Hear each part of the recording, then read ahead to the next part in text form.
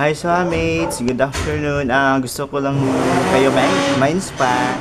Lahat ng earnings ko na-focus na naman dito sa SWA boarding house ko. Ito medyo under construction na pero medyo malapit na tumatapos. Siguro mga 3 to 5 months na. Nag-start ito mga May. Ito na yung SWA boarding house ko na update. Yan, may dog kami. Dog.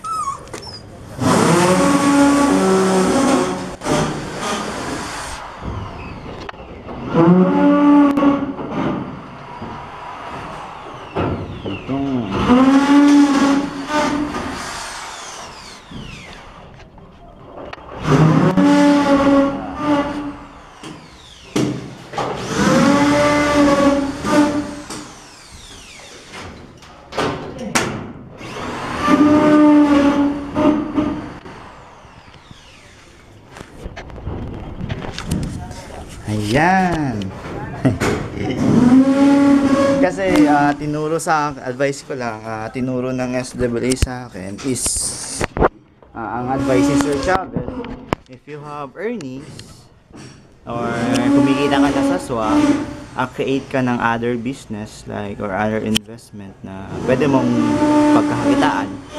Sa akin kasi ayoko kasi ng business, so na practical business na yung mga bigasan or ano ba. Sa akin ngayon is more on investment.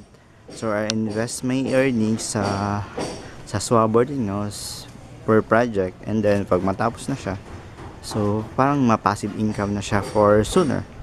So thank you SWA nang dahil sa SWA meron na akong SWA boarding house soon. Thank you God, thank you sa mga blessings Lord God. Advice ko lang sa mates, just keep on sharing, enjoy it, just follow me on sa Facebook and pray. God bless everyone. Yes to success.